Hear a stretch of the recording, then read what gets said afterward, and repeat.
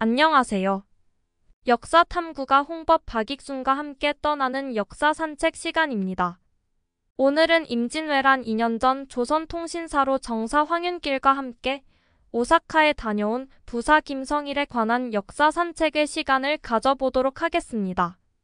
김성일은 1538년 안동에서 아버지 김진과 어머니 여흥민 씨 사이에서 넷째 아들로 태어났으며 증조부 때 안동으로 이사하여 정착했다고 합니다.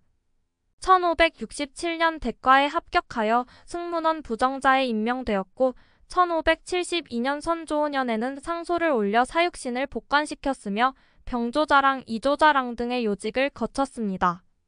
1583년 나주목사 때는 당시 김여물이 순무어사로 나주에 파견되었는데 김여물이 민가에서 늦도록 술을 마시고 밤늦게야 관하로 돌아오자 심하게 꾸짖고 문을 열어주지 않을 만큼 강직했다고 전해집니다.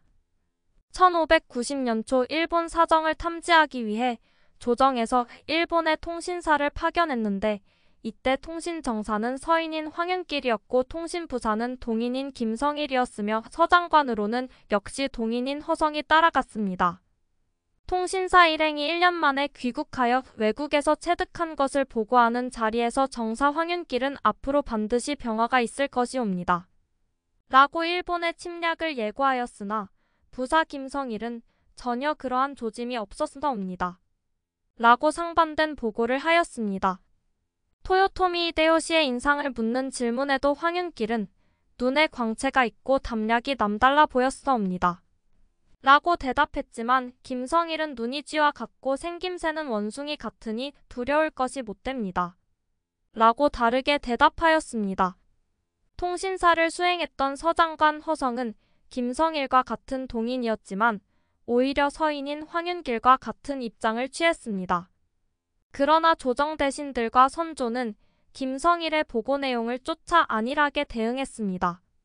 김성일이 이러한 주장을 하게 된 것은 3년 전 세상을 뒤흔든 정열입 사건이 아직 치유되지 않은 상태에서 전쟁 문제를 거론하면 혼란한 민심을 자극해 백성이 조정을 더더욱 원망하며 등을 돌릴 것이라고 믿은 듯 합니다.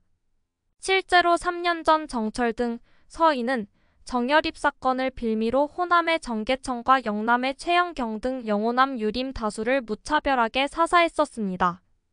통신사를 태운 배가 부산포에 도착하자마자 서장관 허성을 포박하여 압송하라는 명이 떨어진 것도 허성이 정열입 사건에 연루되었다는 모함 때문이었습니다. 이와 같은 상반된 보고에 당시 재상 류성룡은 같은 동인인 김성일의 편을 들었으며 선조도 김성일의 보고를 채택하였습니다.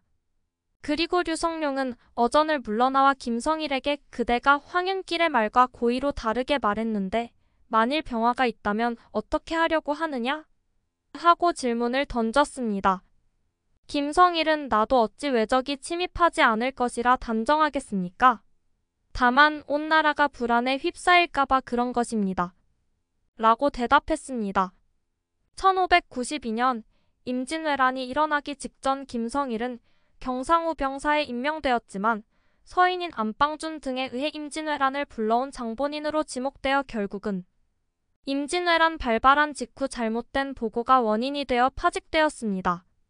그러나 같은 당 류성룡의 변호로 경상도 지역을 수습하기 위한 경상도초유사로 임명되었으며 김성일은 의병장 곽재우 등을 도와 경상도로 침투한 왜적들을 몰아내는데 일조를 했습니다. 진주대첩으로 유명한 김시민 장군은 당시 진주판관으로 진주목사와 함께 왜적을 피해 산에 숨어 있었습니다. 김시민은 이때 초유사 김성일을 만나 병사한 진주목사를 계승하여 진주성을 지키도록 임무가 부여됐습니다. 김성일은 이후 1593년 제2차 진주성 전투에도 참여했지만 전투 중 병사했다고 합니다. 병사하는 순간까지도 김성일은 붕당의 폐단으로 인해 외란에 대비를 못한 책임을 통절히 느끼며 후회를 거듭하였다고 합니다.